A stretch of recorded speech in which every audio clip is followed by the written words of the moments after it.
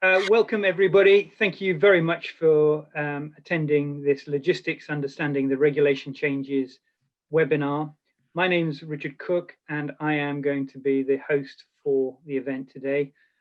That's the simple bit, and actually Tom Cornwell of the RHA is going to be presenting. So I really appreciate his help on this. In terms of the event, it's organized by SEMLEP, but we have a lot of partner organizations and LEPs that are across the arc. You can see that it's Oxlep, Buckingham, New Anglia, etc. across the top of the banner here. And those are the ARC LEPs, which are working together to provide effective awareness and webinars. In terms of SEMLEP, we look to support business, and we do that a number of different ways through supporting business, supporting people and places. And if I take those individually, business, we do that through our growth hub.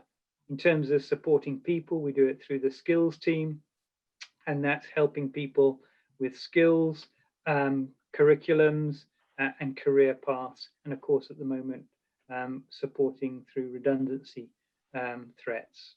And then finally, place, we invest in terms of infrastructure to support, especially in terms of green and sustainable. My role is as BDM, and I have sector responsibilities. So I'm responsible for the logistics, food and drink, energy, and inward investment sectors. And that's why I'm hosting it today. In terms of the purpose, I think it's really important that we focus on the impacts that the new regulations, the new Brexit regulations, the framework, etc., that we have challenging us at the moment.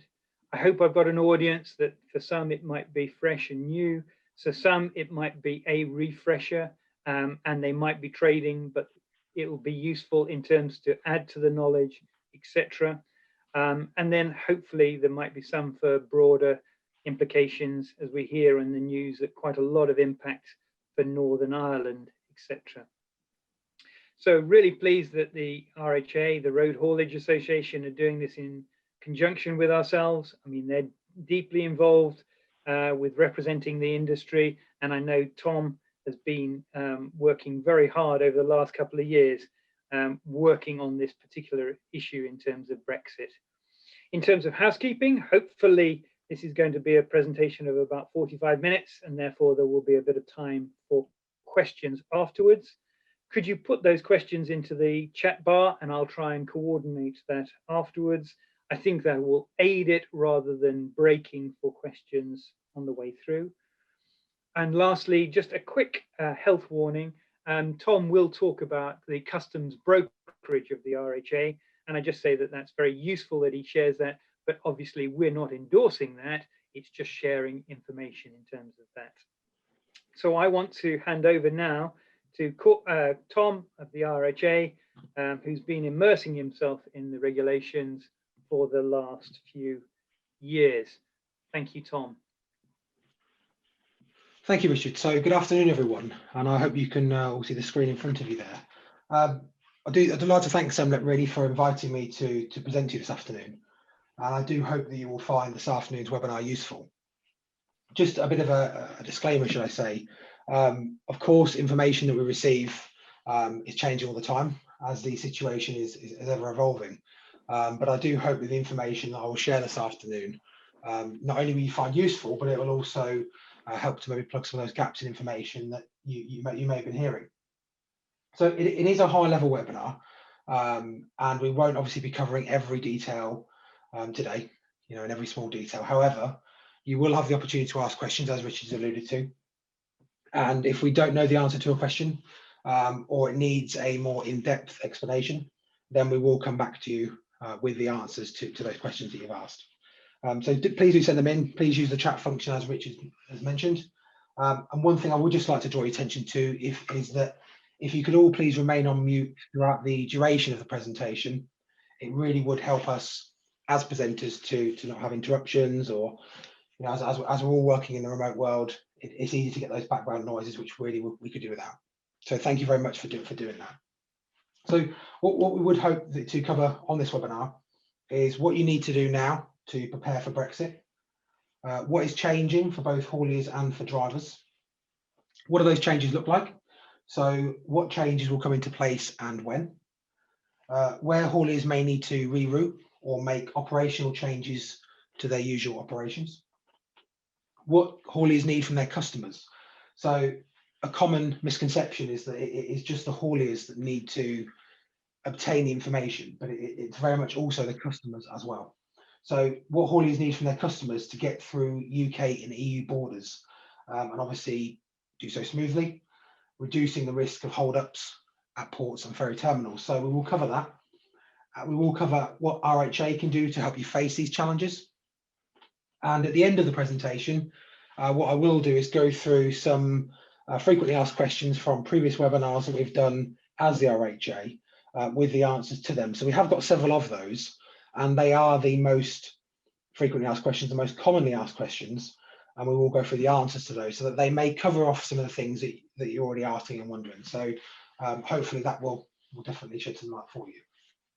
So in short, what is changing? What does it mean for hauliers, and what do those changes mean?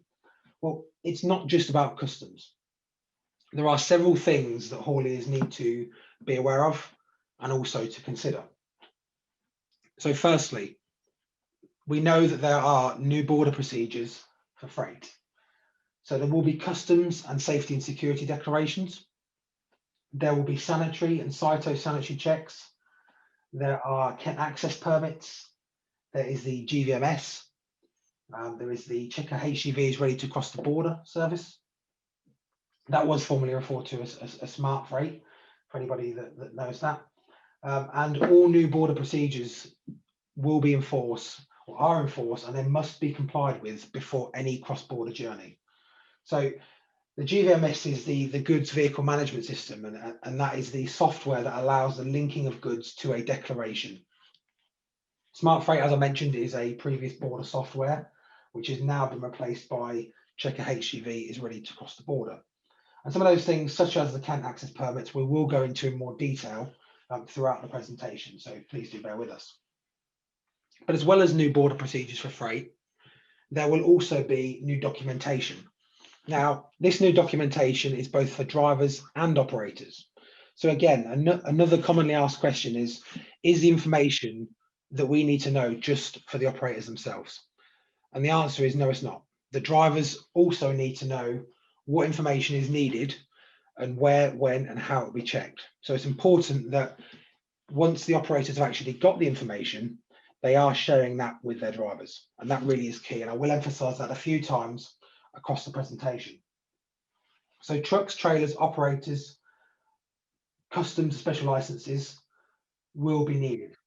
So we are expecting more government guidance on the issues that have been occurring shortly. And of course, the RHA will aim to publish this information as soon as we have it. We have, as the RHA and now SEMLEP are doing similar through this webinar with us, tried to make sure that operators are as informed as possible. And we try to make sure that as soon as we have guidance that can be shared, it is made available to operators in order for them to be as prepared as they possibly can be. So as well as new border procedures and new documentation, there will also be new port procedures. So vehicles will have to be ready to be border ready before any international journey, and that's very key. It's key that they are border ready before they commence that journey. Vehicles that take a chance on not being border ready, it has been confirmed that they will be fined and they will be turned back. Vehicles that arrive in Calais from the UK that don't have the correct documentation will be returned to the UK at the haulier's cost. And that is why it's so imperative that you make sure your vehicles are border ready before you commence that international journey. I really can't emphasize that enough. We do know obviously that 10 major lorry parks have been announced near to UK Ro-Ro ports, and there are going to be additional regional holding areas for trucks if required. Of course, some of the procedures that I will outline, we are obviously waiting for them to be up and running, as some of the issues we've all seen. But this is certainly the plan that we have in place to be able to alleviate some of the issues that we're experiencing. So As well as new port procedures, as well as new documentation, and as well as new border procedures, there will also be new cross-border regulations. So procedures and basic customs training will need to be understood by both operators and drivers alike. Obviously, of course, we are now past the 1st of January. So for many of you, this should have already been done. But if it isn't, of course, time is very much of the essence to get this training done. So, of course, the operators need to have a high level input and understanding of the regulations. But as the driver is the one that will be carrying some of this documentation in many cases, the drivers also need to have the understanding. We do hope that obviously through things like this webinar and the information that SEMLEP likes to hand out and share with its members, the same as the RHA does, we do hope that can be a source of information for the new requirements. Now, as well as these 4 things, hauliers will also need to consider operational changes. So, for example, if you're going to the Republic of Ireland, now you need to route directly to Northern Ireland to avoid transiting the EU. Of course, this will have a knock-on effect to you in terms of reduced ferry options. And one effect we have seen is that it has increased rates already. Now, as well as the different transit journeys that you'll have to change, there will also be operational changes around routing. And there may be port changes due to specific goods having to be presented at specific inspection points. So the port changes will occur due to that.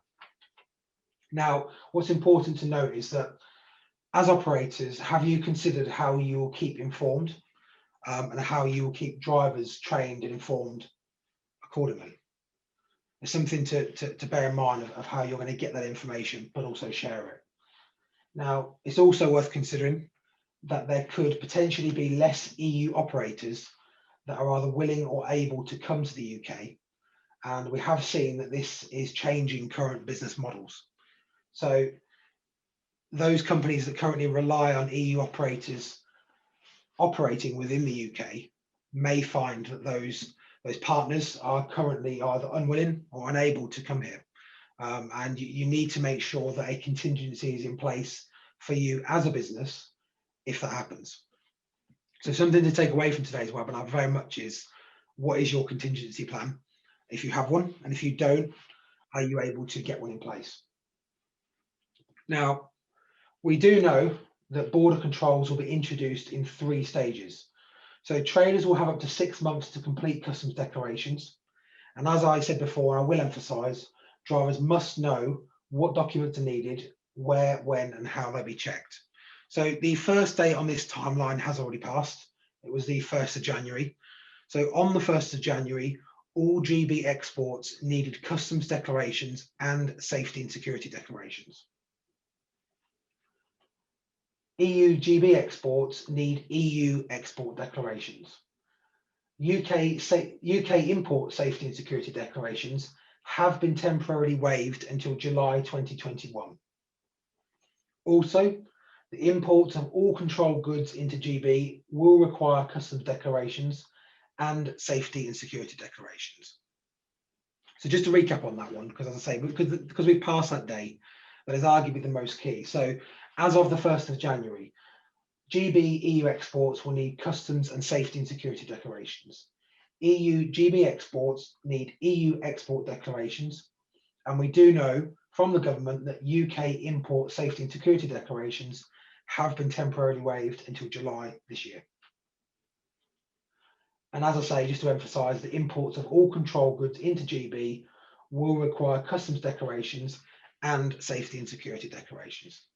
So it's particularly important to pay attention to those 3 points, as of course that date has already passed and those changes are already in operation.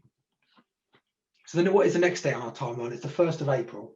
So on the 1st of April, agri products will become subject to new border inspections and will need a phytosanitary declaration. So agri products will become subject to new border inspections and will need a phytosanitary declaration. And it's important that you remember that by the 1st of April, you've got the process in place to enable you to complete those documents. And lastly, the last date on our short timeline is the 1st of July. So on the 1st of July this year, the full new border and customs regulations will come into force, and they are coming into force for all products in both directions. So that's why I mentioned previously about, you can see the border controls are being introduced in 3 stages, and traders will have up to 6 months to complete the customs declarations. But it's important to also note that in 6 months' time, or just short of 6 months' time, that the full new border and customs regulations will come into force for all products in both directions. Now, it is the trader's responsibility to produce the export documentation for their freight. So that's a key point to take away. It is the trader's responsibility to produce the export documentation for their freight. However, hauliers and drivers, and I emphasize the and drivers part, need to understand what the correct documentation looks like and what checks will be made on that documentation. Drivers must know what documents are needed and where, when, and how they'll be presented and checked.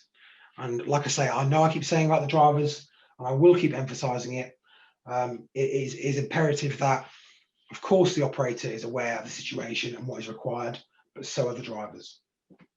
Now, a customs brokerage partner, such as the RHA, and I will come on to that a little bit later, will be able to help you complete these documents. Now, that is the timeline.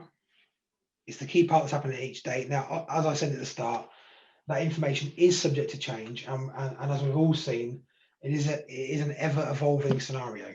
But those are the key points to take away from today's webinar. Now, we've gone through the timeline and what's going to be needed, but what do hauliers need to do now? So there are some practical things that you can do to make your business compliant. Now we're into January 2021. The first of these is to get a GB EORI number. You need to obtain an EORI number. If you've not already got this, you need to do so. It is a requirement to obtain an EU EORI number, but you won't be able to do this until you already have a GB one. Just, I will dip in and out, obviously, the questions that we've had previously, but one question that often comes up is, how do I get a EU EORI number? And on a lot of occasions, we find that operators can't get that EU EORI number because they haven't already got a GB one. So it is important that you get that GB one and then look to apply for your EU one. Now, for those of you who don't know, the EORI number is an Economic Operator Registration and Identification number, and it is a unique ID code that is used to track and register customs information in the EU. Now, you can register either as a business or as an individual, and all EU-based importers and exporters will need one.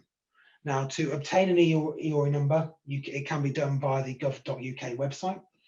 And of course, if you want to get in touch with us, by all means, we'll try and help you to achieve this. But the key takeaway really is that you need to make sure, if you're trying to obtain an EU EORI number, that you've already got a GB one, and that is incredibly important. As well as obtaining the EORI number, you also need to take some action on your pallets. So you need to check that the pallets you carry are to ISPM 15 standard, and they have been stamped according to that standard. Many of you, I'm sure, will already be doing this, and the pallets that you carry are already to the ISPM 15 standard, but you need to make sure that's being done. And more importantly, or as importantly, you need to make sure that the pallets are stamped according to that standard. So as well as the EORI number and as well as the pallets, what else can you do?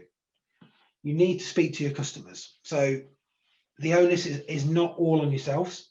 Of course, you bear the burden of much responsibility with the changes, but you also need to speak to your customers about the changes and what is happening. You need to talk to your customers to ensure they understand what information they need to give you before you move their goods, because you will be relying on them to supply you with a certain amount of information that you will then need to complete the documentation that you'll need to carry their goods. So it's important they're aware of the information they need to supply you, when they need to supply you it, and what it involves. So I would start to have those conversations with your customers if you haven't already, and make sure that you are ensuring that they are up to date and have that information to hand. So as well as getting the EOI number, checking your pallets and talking to your customers, what else can you do? You also need to look at, if you're not going to self-serve, appointing a customs brokerage. So that is the next step. So for many hauliers, the most practical route through the new customs procedures will be to work with a customs brokerage. Now, the RHA, we obviously do offer RHA Customs Brokerage. There are other customs brokers out there, and by no means do you have to work with a customs broker. You can self-serve or use a software that you download and use on your own accord. But for many hauliers, for many operators, working with a customs broker is the most practical route around the new regulations. It also ensures that you're able to continue with your business, knowing that you've got that support in the background. Now, we do know that there will be other requirements to complete. However, these are 4 practical steps that you can take immediately. So they're things that you can do right now. Now, the RHA can advise you through this process. And away from the customs brokerage, we have developed a comprehensive Brexit checklist of actions on our website. And I would advise any of you and encourage you to view the website and take a look at that Brexit checklist. Now, some of you have also asked about ECMT permits.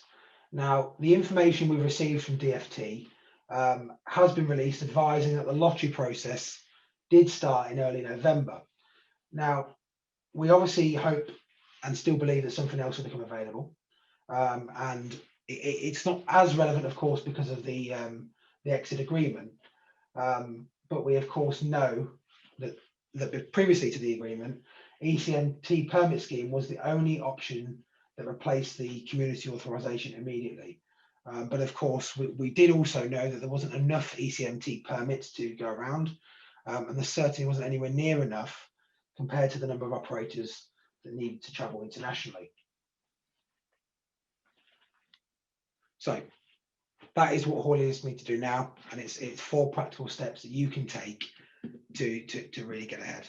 So you need to register for UK and EU EOI numbers, check your pallets to make sure that the ones that you carry are to ISPM 15 standard, talk to your customers to make sure they understand what information they need to give you, and that is key that they do that before you move their goods.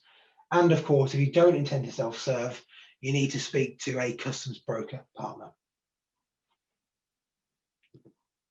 So we've gone through some of the basic changes and what's going to be needed, but one of the things we definitely do know will be needed will be safety and security declarations. And for many people, this will be a huge change from your previous international journeys and the experiences that you would have had. So as per the end of the transition period on the 31st of December, GB will no longer be part of a safety and security zone within the EU. So border authorities on both sides are responsible for performing risk analysis based on information supplied in either the exit or entry safety and security declaration.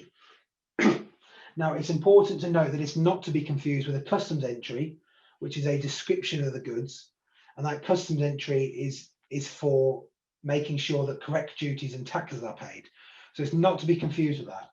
It is a exit or entry safety and security declaration, and that is what border authorities on both sides are to use for performing risk analysis. So border authorities will use this information to decide whether or not they need to control the vehicle. Now, the UK government has made a concession to business, and the concession they have made is they are introducing border controls for EU to GB imports in stages. That is obviously what we have previously discussed briefly, and it did start with some controls on the 1st of January and will move to full controls by the 1st of July. However, it is important to note there is no staging on the EU side, and full controls do begin on January the 1st. So therefore, safety and security declarations are mandatory for carriers. Now, the definition of the carrier for Ro-Ro, it is the haulier, and for unaccompanied trailers, it is the ferry company, who will still, of course, need the information from the haulier. So whichever side of that fence you sit on, it's important that you note that you will still need to be aware of the information that will be needed. So just to emphasize that point. So UK government made the concession and said that border controls will be implemented in stages, starting on the 1st of January and moving towards full controls for the 1st of July. However, there is no staging on the EU side, and that's important to remember. So full controls began on the 1st of January. So what does this mean in practical terms? So exports will require an exit summary declaration, or EXS. Now this EXS needs to be submitted to the customs authority of the country from which the consignment is being exported. So for consignments exported from the UK, the EXS generally forms part of the export declaration, which is a customs declaration, and therefore it is a single document. Now, for UK exports to EU, this is required from the 1st of January. For EU exports to the UK, they will need an EU declaration from the 1st of January. As well as that, we also know that imports will require an entry summary declaration, or ENS. Now, the ENS needs to be submitted to the customs authority of the country that the consignment is entering. So for EU to UK imports, these are two separate declarations. Further to that, for the EU, this is required from January the 1st. The UK have confirmed the safety and security declarations will not be required on EU imports for 6 months. And that's why we spoke about the staging process that the UK government have introduced. Now, that is for EU. So it's important to know that exports will require an exit summary declaration and imports will require an entry summary declaration. So there's EXS and an ENS. And it's important not, of course, to get the two confused. Now, of course, there is a caveat to this. There are special rules for Northern Ireland and specifically for Northern Ireland GB freight to keep it flowing. So for Northern Ireland to the UK, there is no ENS required on the UK side. Also for Northern Ireland to the UK, there is no EXS required on the Northern Ireland side. But from GB to Northern Ireland, an ENS is required on the Northern Ireland side. So some of you may have found that a little confusing, so I'll just recap that because I appreciate it's a lot to take in and a lot of ENS, EXS, etc. So for Northern Ireland to the UK, no ENS is required on the UK side. Also for Northern Ireland to the UK, no EXS is required on the Northern Ireland side. But from GB to Northern Ireland, an ENS is required on the Northern Ireland side. And it's important that you differentiate between those different scenarios. Now, in practical terms, what does this mean? Well, the short answer is it gets complicated. Now, the carrier will have to complete ENS declarations into the member states import control system, or ICS. And this will have to be done at the first point of entry into the EU. Now, to do this and to complete this declaration, the carrier will need an EU EORI number, which we spoke about briefly earlier. And if they don't have that, they will need use of a third party to complete on their behalf. However, even if you have this third party to complete on their behalf, the responsibility and the liability will still remain with the carrier. So again, that's a key point to remember. Even if you use a third party to complete it on your behalf, the liability and the responsibility will remain with the carrier. Now, for operators, it's important to understand who will be making the safety and security declarations for every load. So it's important that prior to that load, the journey of that load commencing, the operator understands who will be making the safety and security declarations for that very load. Operators will also need to appoint a customs agent, as we mentioned before, unless they intend to self-serve. As well as understanding who'll be making the safety and security declarations and appointing a customs agent unless they intend to self-serve, operators will need to understand the data that is required to submit safety and security declarations. We do know that there may be between 26 to 36 pieces of data that is required.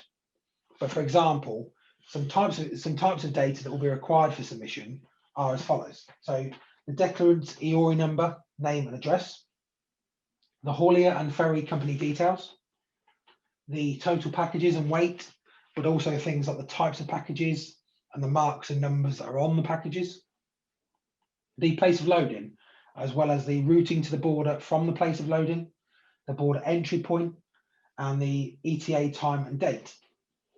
As well as these, you'll also need the vehicle number, the trailer number, and the seal number, and the importer's EORI number, along with a description of goods and the tariff information. Now, these are not all the data that you will need to input, but they are just some of examples for you so that you can be aware of the type of information that you'll need to supply when submitting a safety and security declaration. Now, as I've said throughout the presentation, I'll continue to say, drivers need to know what documents are needed and where, when, and how they'll be presented. Now, a few key points to know. The entity that makes the declaration is responsible for the content therein. So this could be you if you're the one doing it. Declarations do need to be made 2 hours ahead of arrival at a port or 1 hour ahead of arrival at the tunnel. Different ferry operators have different processes regarding safety and security declarations from hauliers, and you do obviously need to ensure that both you and your drivers know what you have to do, when you have to do it, and how. If you're not intending to self-serve, or you are confused by what regulations you'll need to follow or what documents you need to submit, it's important that you appoint a broker now or get the required software to make your own submissions. We do also know that government grants are available for IT and training, and more details can be found online, or would be more than happy to help you if we can. So the key takeaway from that is very much that the entity that makes the declaration is responsible for the content therein. So if that is you, then you have that responsibility, and it's important that you're aware of that. So we've gone through what will be needed, but just to go through a bit of a timeline.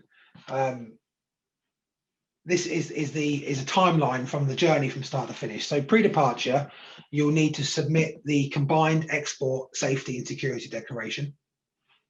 You will also need to pre-lodge any supporting documents on the relevant systems that you need to do that. Once you've done that, so once you've submitted the safety and security declaration and pre-lodged any supporting documents, there will then be document checks. So the document checks will be carried out, and once they have been carried out, a response will be provided to the exporter.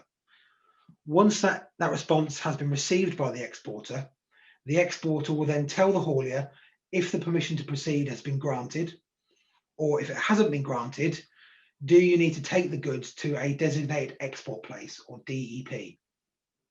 Now, at this point, either the permission to proceed will be granted, or if the haulier has to take the goods to the DEP, at that place, the checks will then be carried out if necessary, and the declaration that you've submitted will be updated prior to your departure.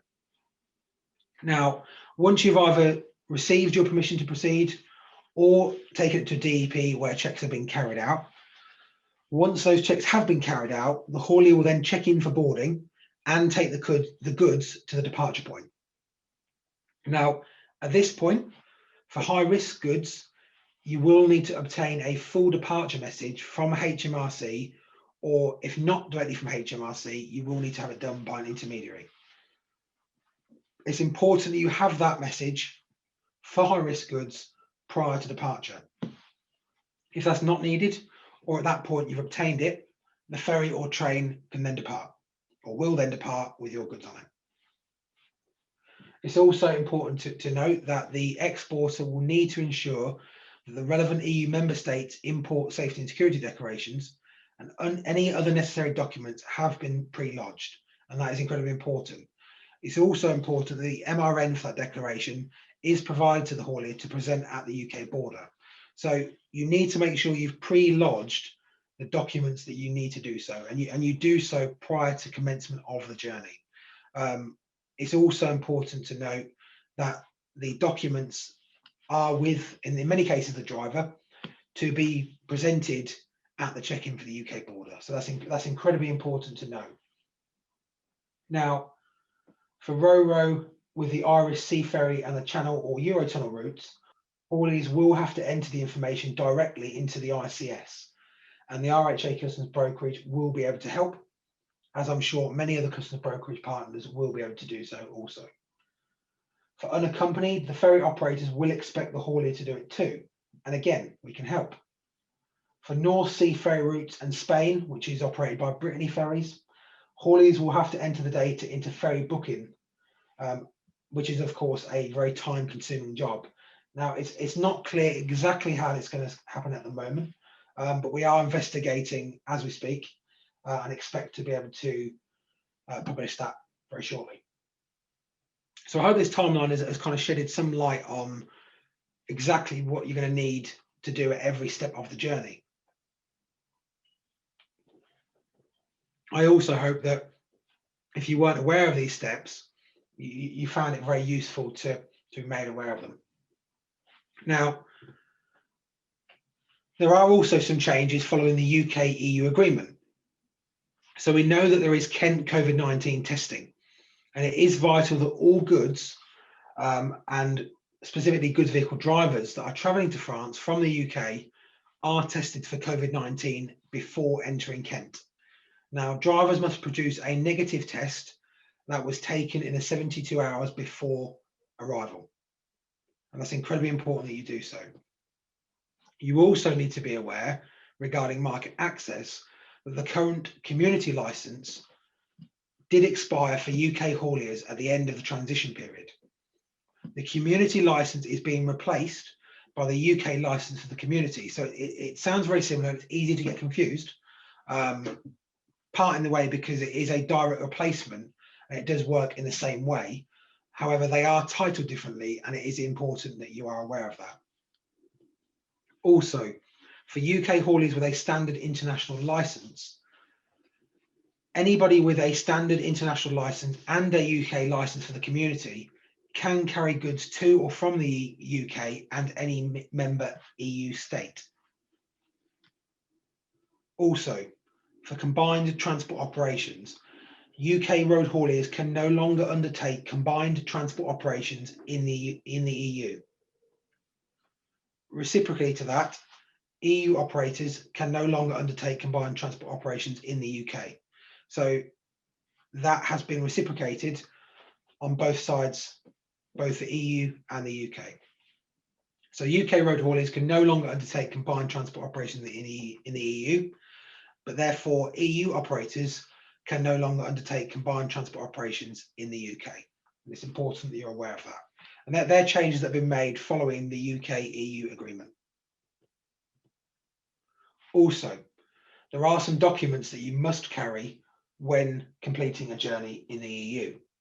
So you must carry a valid UK driving license and passport.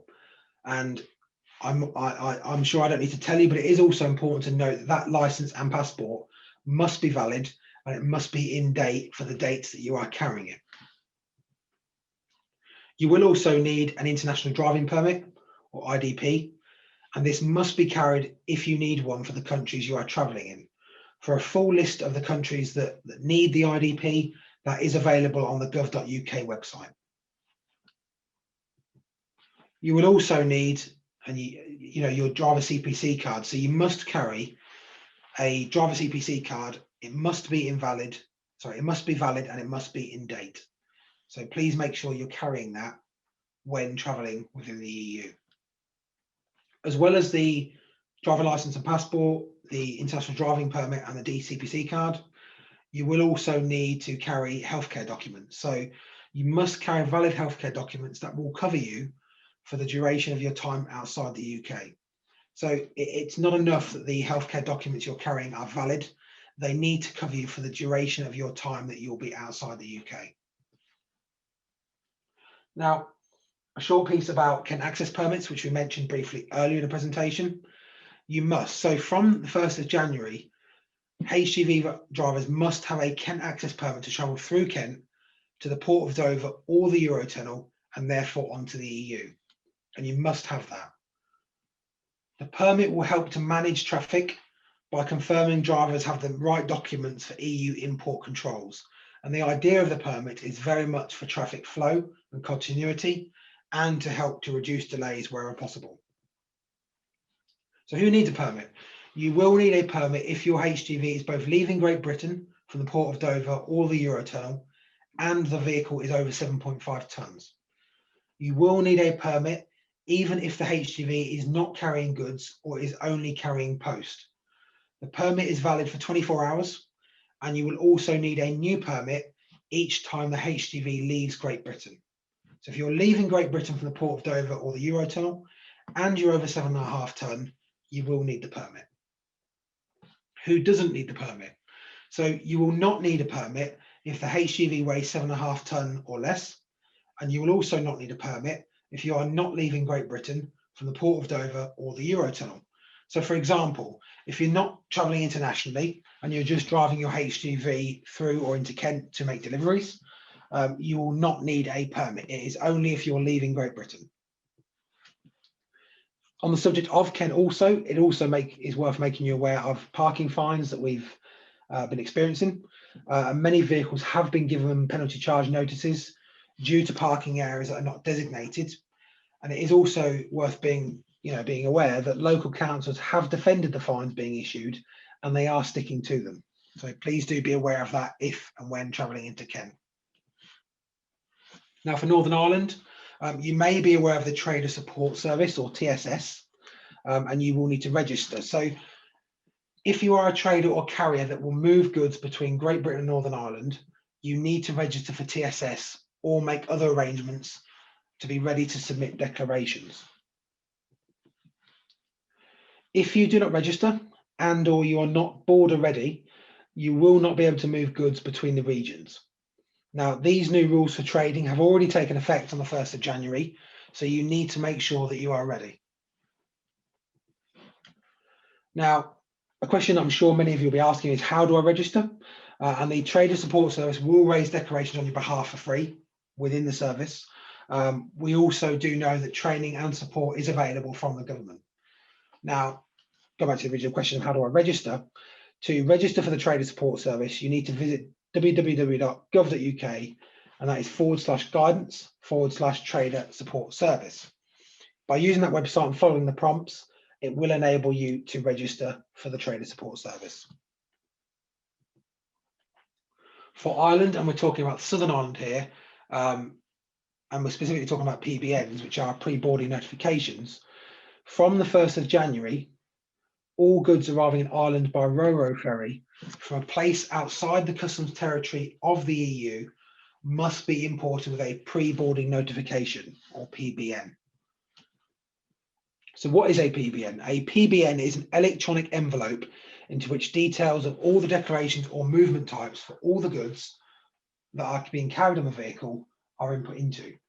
Now, the idea behind the PBN is that it helps to ensure that no goods land in Ireland from a third country without being in a customs procedure.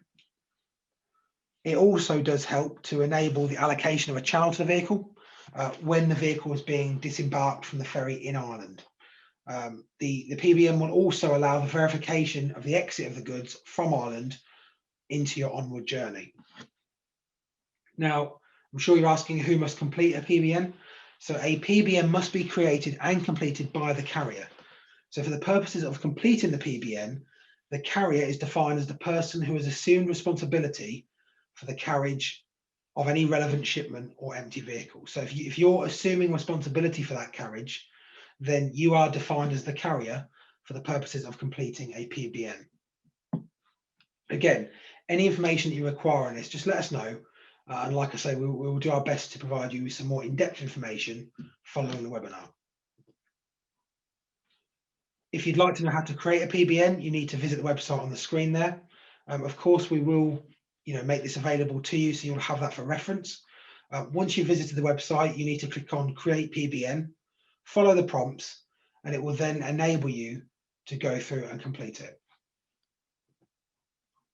So that we've gone through quite a lot of information now, and I understand there's a lot to take in. And many of you will be asking what solutions the industry and indeed the RHA has got to help you combat some of the issues that you'll be facing and some of the requirements. So at this point, I'd like to introduce the RHA Customs Brokerage. And we've been asked why the RHA several times, and it really was simple. The industry spoke and we listened. We took a lot of feedback from both members, but also the industry as a whole. And it really was clear that there was a gap in the industry that needed filling. Customs brokerage, there is a huge shortage of customs brokers. And at the RHA, we felt that we know the industry, we've listened to concerns about new procedures, and we felt it really was a need of the industry for us to develop practical custom solutions, which we've done. We've got two solutions, both of which have been developed to put the needs of hauliers and their customers first. And I will talk about that shortly. So what can the RHA Customs Brokerage do for you? So it can manage your customs declarations, which will obviously help to keep your business compliant and moving. It can manage your safety and security declarations to ensure that you can keep taking goods between the EU and GB. It can get your business border ready and aware of the new procedures that will be in place at each port and each border facility that you'll use. It can provide you with a resource and training to ensure that your customers are able to provide you with the details that you need to transport their goods.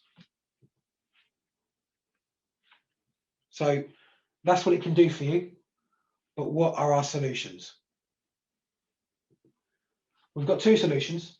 So firstly is the web-based customs declarations. Now, the online customs declarations allows you to complete simple row customs declarations entirely online or using your smartphone. Now, for hauliers sending goods to the EU, this puts compliance in your hands. The online service is both easy to use and intuitive. And of course, at the RHA, we will provide full training and an onboarding process to ensure that both hauliers and their clients have everything in place to keep goods moving as from January. Now, the benefit of online-based declarations is that simple customs procedures can be integrated into your own working day without, of course, the reliance on third parties. Now, the online system also helps to ensure that you stay compliant, but at an economical price point. Now, that's very much for those of you that wish to complete the declarations yourself and are happy doing so and don't need the support along the way with inputting information. However, for those of you that isn't for, we've also got a managed brokerage. Now, it's a fully managed telephone service, and our customs brokerage experts will work with you to ensure that your customs declaration needs are met. This, of course, helps to keep you compliant, but it does also reduce the burden of extra paperwork. As with the online declarations, you'll need to complete it yourself. With the managed brokerage, RHA customs experts are available to guide you through the process. Our team, of course, know the industry and are here to ensure that your declarations are processed smoothly. This, of course, allows you to continue operations and keep your vehicles moving. Now, we know that there are pressures facing haulage and logistics businesses, and we have designed these services with these needs in mind. At the RHA, we represent the industry, and we've worked with government on behalf of the sector throughout the customs change process. We have put this knowledge into practice, and we've done so to develop this industry-leading and best practice customs brokerage service. Our brokerage service will come with the benefit of our customs, borders, and policy expertise. As I mentioned, from working with government as a voice of the industry, we've got a suite of assets to help you stay compliant during the customs transition. Now, it is important to note that currently, as with many customs brokers, the RHA Customs Brokerage is at full capacity. However, We are anticipating that over the next few weeks, we will be able to onboard further customers. And for further information, I would really invite you to let us know and get in touch. Now, for information purposes, it's also worth noting that we at the RHA have conducted several webinars, and we've done so covering everything a haulier needs to know in the run up to January, of course, but also from January. So safety and security declaration we've of course covered today. We've covered some of the other topics on the screen there in some detail, but those webinars will cover it specifically in further detail. So if you'd like to view those webinars, please go to our website, which is rhacustoms.co.uk, and you will be able to view those webinars online. Alternatively, if you need further information, please do call us on the number on the screen, which is 01514 596 236. Now, that concludes the information giving piece of today's presentation. And I'd just like to go through a few frequently asked questions, which we've been asked. Hi, Tom. Can I just, but for a second, can you choose 2 or 3 in terms of which you think are the most pertinent, I think, probably, just considering that we're now at 52 minutes. And I'm very conscious people tend to start to drop off. Is that all right? Yeah, of course, Richard, no problem, yeah. So as Richard mentioned there, we've obviously got some time constraints, so we'll just go through a couple. Now, okay, so a very pertinent question is, why will I need an EORI number if I'm not an importer or exporter? Now, the simple answer to this is that you as the haulier are responsible for completing safety and security declarations. So that is why you will need that EORI number. The EU EORI number will also be needed for the return trip. And again, please, bear in mind what I said earlier in the presentation about how you'll need a GB one first. Okay, so the next question. Who will be responsible for completing the customs declarations needed for collecting Ro-Ro trailers from ports? So the importer will be responsible for the inbound customs declaration. However, the haulier must make sure the declaration has been completed when a trailer is collected. So we can get time for a couple more. It may not apply to all of you, but how will the new processes work for live event touring work? We understand the event, exhibition, sporting work will be achieved under the ATA Carnet system for those particular sectors. Will we need commodity codes for each part of the trailer? The answer is yes. Commodity codes will be required for the goods being transported on the trailer. The trailer itself doesn't need a commodity code. Okay, so lastly, very important there, how do I apply for an EU EORI number? Now to do this, the EC Europa sites list all the EU taxation offices. RHA on the website have provided links to assist members with applying. So please do visit the website. You only need to apply to one member state, as each member state will recognise each other.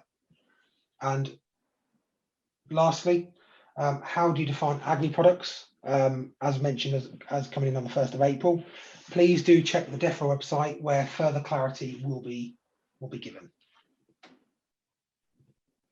So thank you for attending. I've got the contact details on the screen there. Please do feel free to either call us, email us, or visit the website, and we will do our best to help you as best we can. Tom, thank you very much. That's absolutely excellent, the amount of detail we've got there. I am conscious of time. There are 2 questions that have just come up in the chat. One from Chris Jart, and he's saying, if we use a customs broker, do we still need to register for TSS? My understanding at the moment is yes. And particularly, I would say it's incredibly important to do so, specifically because a lot of customs brokerage are at capacity. So you will need to do so anyway, because of the fact that at the moment you may find it difficult to actually access a customs brokerage. Right. Okay. Thank you. And then one from David Graham Slaw. From a haulier's viewpoint, surely they're much in the hands of their customers, which I agree totally. But in terms of providing shipping details, what happens when this is not good enough? And an example would be a parcels carrier but I think they might be treated differently, haven't they? Yes, I mean there are certain caveats, in place, which I'm happy to to go back to you on there. Thanks for your question. But what's important to note is that if you don't feel that you've got the information you need from your customers, then you shouldn't begin that journey. Yeah. That's incredibly important to know. I think that's a good health and a warning and a good advice on that. Okay. Well, those are the questions. So I think we'll just move to close at this stage. And there's 4 things that I think are just at the end. One is to emphasize that there will be a recorded sent to everybody. It will be on our website. And so people can refer to it in general. The second one is that we got 4 test questions. That's a joke, by the way. There are 4 questions just in terms of feedback that we would want. I would fail all 4 questions if it was about the details on that. The other one is to emphasize that we have done this in linkage and in partnership with the other LEPs, and those are on your screen at the moment. So that's the third thing. I would like to flag that we do have a lot of other webinars that we actually have. One which is very pertinent to this particular subject is we set up some EU exit surgeries. And the idea behind that is if somebody's got a particular and complex issue that needs really detailed understanding, we set up these surgeries, which are about 90 minutes long, and the people will have a detailed report sent to them again. Now, this is a bit of a test. We've only got 10 opportunities, booking times on the 21st of January and the 29th of January. But the point that I'm trying to emphasize, if you have, please go on our website and have a look. I would ask that these are for SEMLEP customers in the sense of, and clients in the sense of, because there are just such a short and small number and we're testing this concept. But as I said, hopefully these are high value, free consultancy. And you sometimes don't hear those 4 words in the same sentence. So I'm hoping those are really successful and the take up is good on those. And finally, I just want to thank Tom, who has comprehensively taken us through that presentation, well structured, very informative, and really mastered the full information and detail on that. And I would recommend you for Mastermind with a specialist subject. Thanks for having me, Richard. Thank you, Tom. Thank you to the RHA that have done this in combination with us, and thank you to our partners again. Please have a good and safe day. Cheers now.